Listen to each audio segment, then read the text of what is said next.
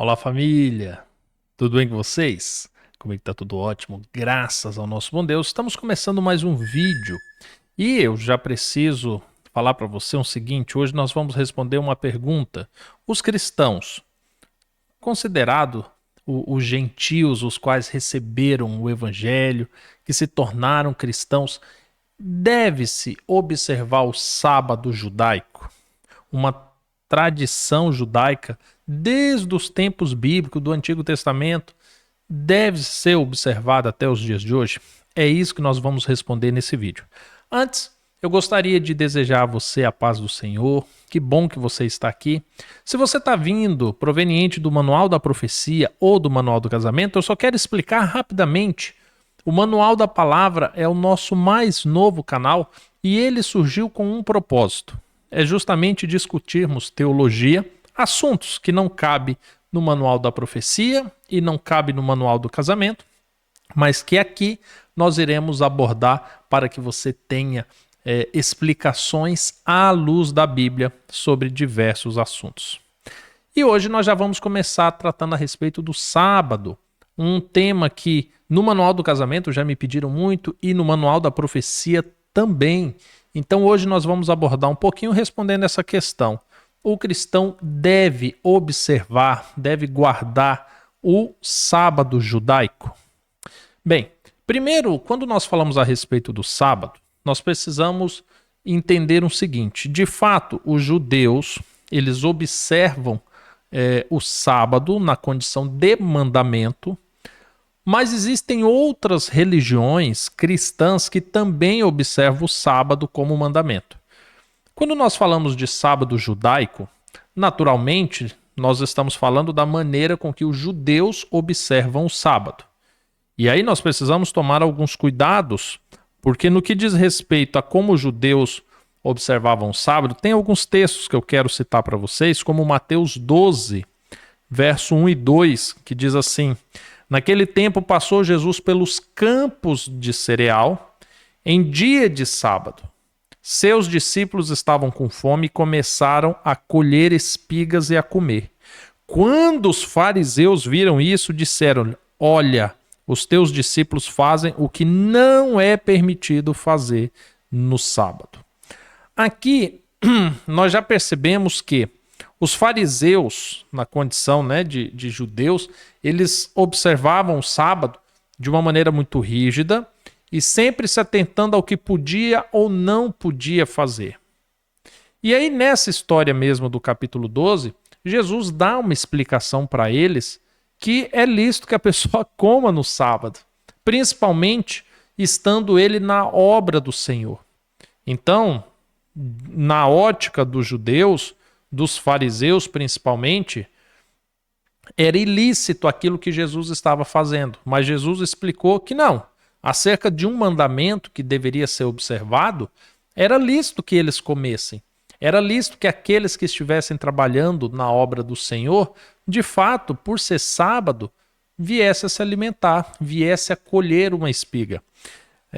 Além disso, ele termina no verso 8 declarando que Jesus é Senhor de todas as coisas, inclusive Senhor do sábado. Os fariseus haviam estipulado o sábado como um mandamento, assim como outros, muito rígido e que não deveria, em hipótese alguma, ser transgredido.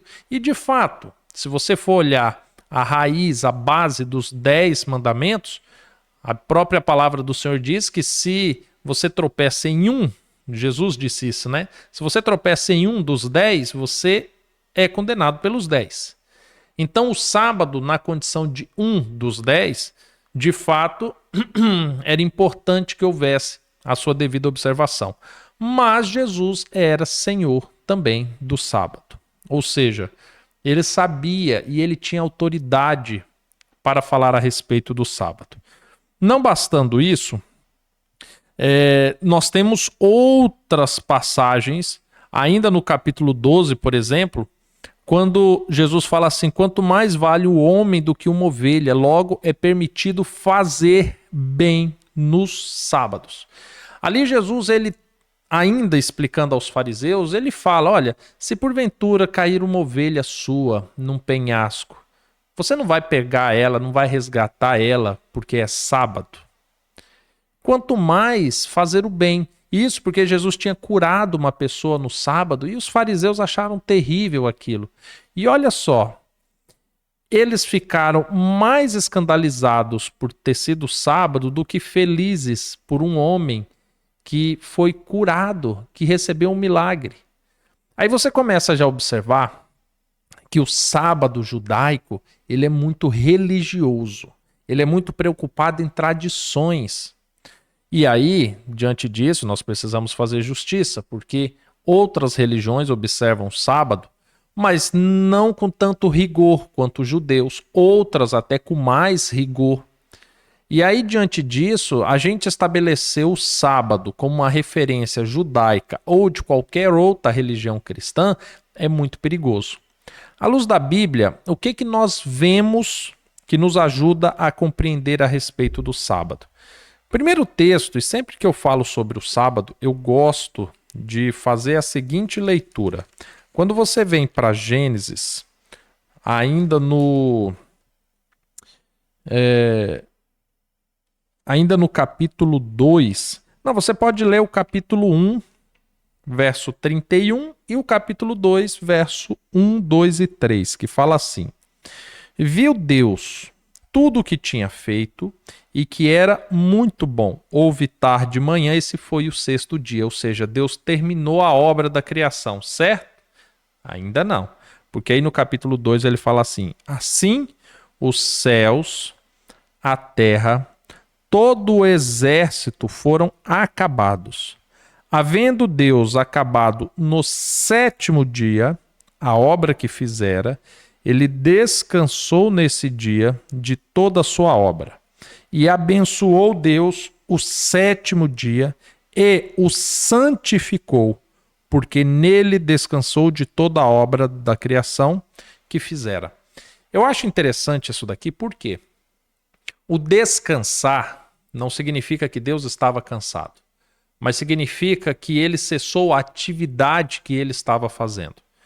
Em 6 dias, Deus criou todas as coisas. No sétimo dia, ele criou um dia tido como memorial. Por que memorial? Porque é uma referência. Traz a memória. É necessário que você se recorde disso. E esse dia, ao contrário do que muitos dizem, Deus não fez nada no sábado. Ele fez 2 coisas. Ele abençoou esse dia e ele santificou esse dia. Quando nós vemos Deus criando todas as coisas e não existindo pecado ainda, você observa que de toda a criação, a primeira coisa que a Bíblia fala que Deus abençoou e santificou foi justamente o dia de sábado. Quando Deus cria o tempo para a humanidade, ele tira uma fração do tempo e santifica aquilo. Então ele transforma o sábado como um templo, igual o santuário que futuramente viria a existir por meio da nação de Israel, assim como as ofertas, os sacrifícios, assim como a presença do próprio Deus. Existem várias coisas, objetos e seres que a Bíblia identifica como santo, que é separado para Deus. E a primeira dela que a Bíblia traz relato é justamente o sábado, um ciclo de tempo que faz referência a tudo aquilo que Deus criou. E você pode observar que aqui ainda não existia pecado, ainda não existia nação de Israel, não existia judeus, absolutamente nada. E o sábado já era abençoado e santificado. Quando nós fazemos a leitura no livro do profeta Isaías, quando ele fala da nova terra, ele usa o sábado como referência, como uma marcação de tempo onde nos achegaríamos à presença de Deus. E aqui na terra, agora nós precisamos entender até que ponto o sábado deve ou não ser observado.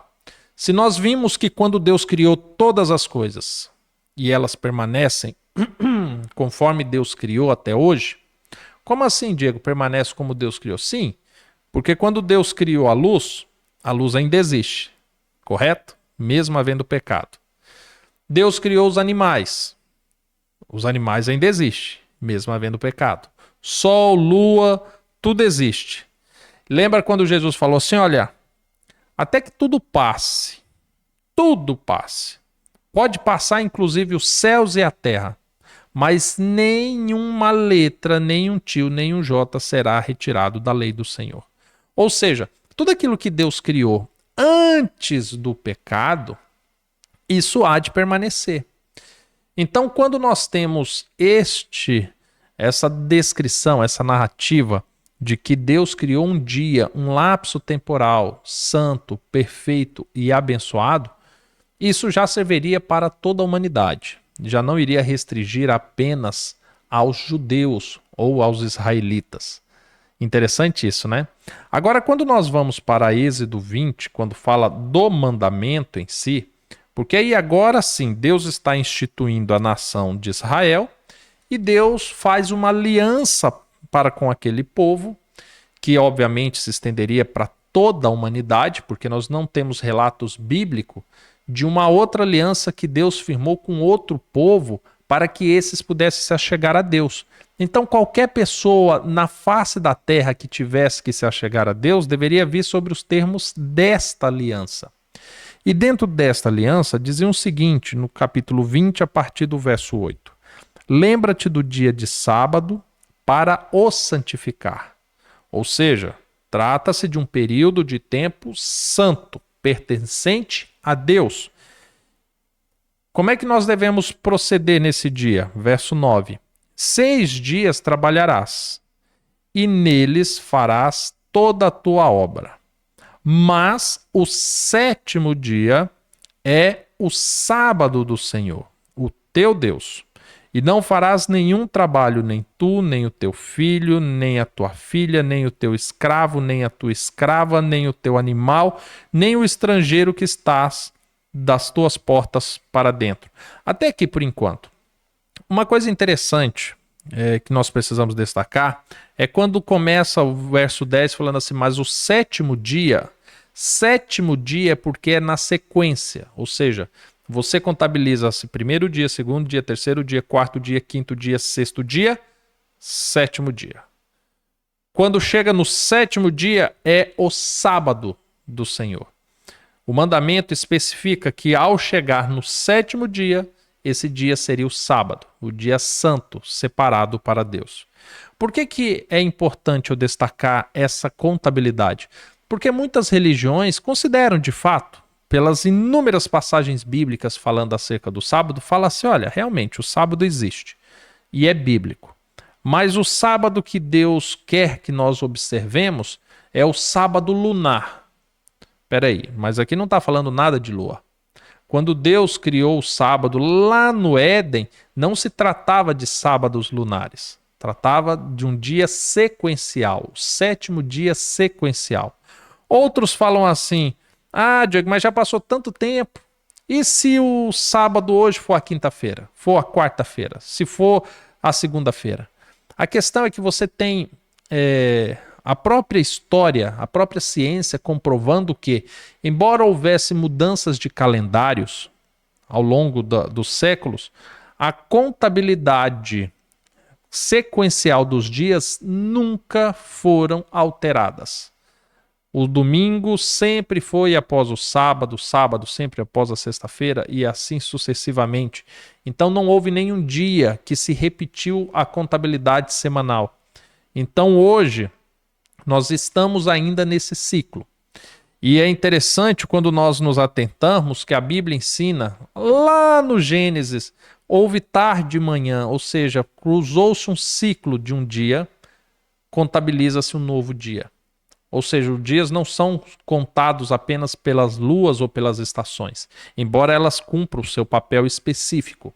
Mas no que diz respeito ao sábado, trata-se do 7º dia sequencial. E quando chega-se no 7º dia sequencial, este é o sábado do Senhor. Um dia abençoado e santificado, no qual o mandamento instrui que nós não devemos fazer nenhum trabalho.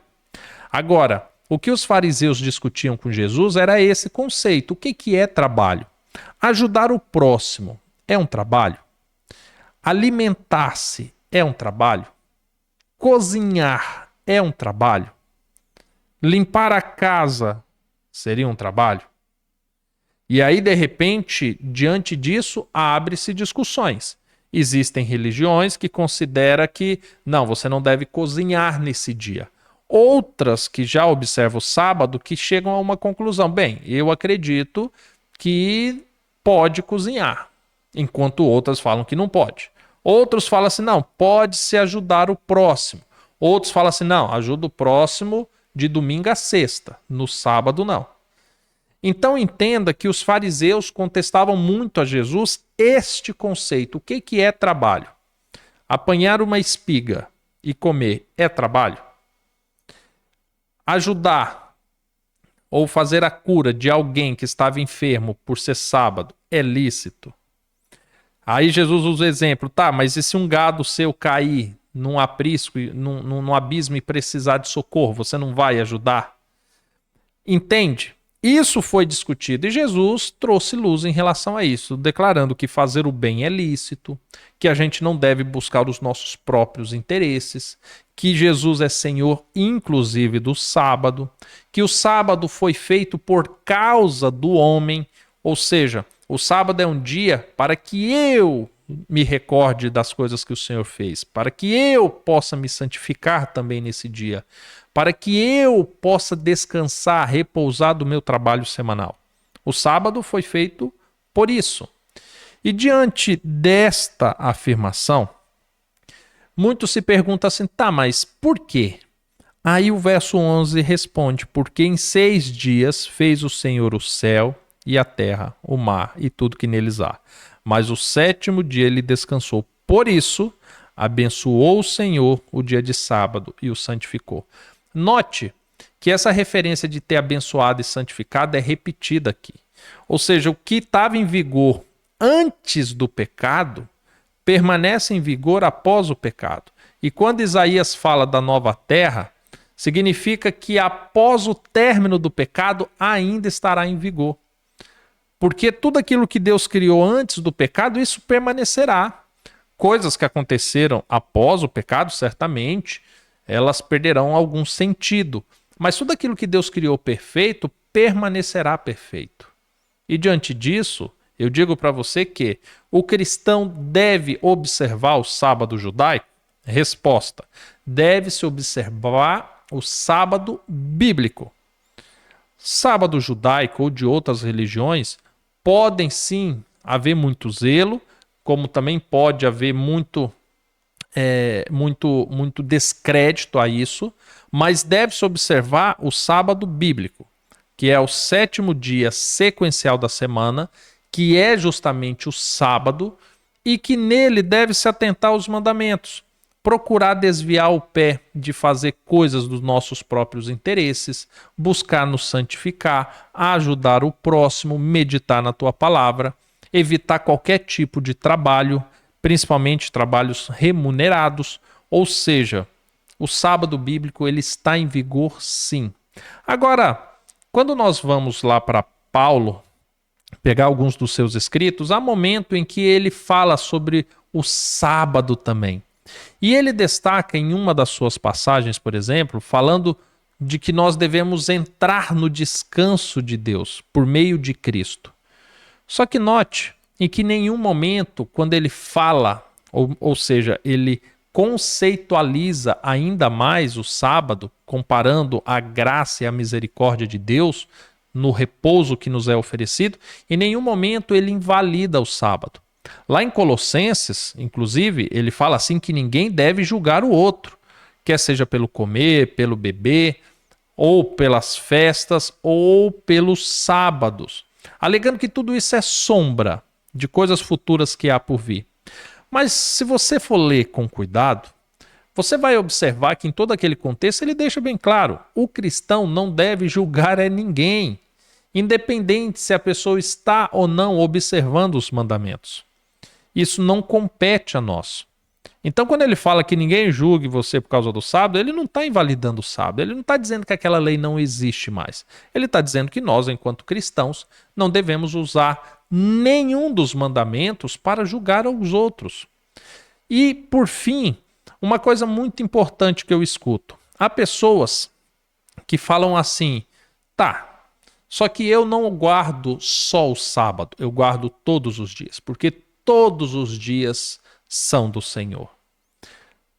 Note que o perigo dessa afirmação é o seguinte: as pessoas que falam isso, normalmente, elas não transformam todos os dias em um sábado, mas transformam o sábado igual a todos os outros dias.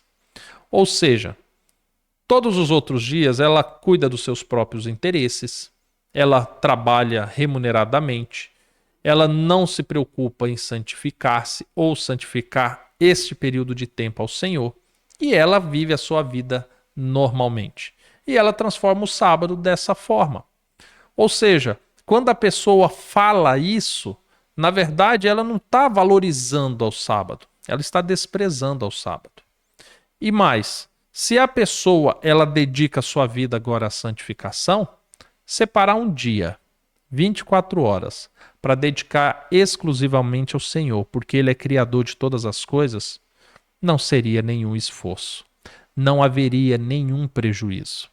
Apenas uma experiência que certamente nos edificaria muito, principalmente porque existem promessas que, se nós desviarmos os nossos pés de profanar o dia de sábado, o Senhor nos faria cavalgar nas alturas dessa terra e certamente nos abençoaria muito, porque esse é um dia santo e abençoado por Ele.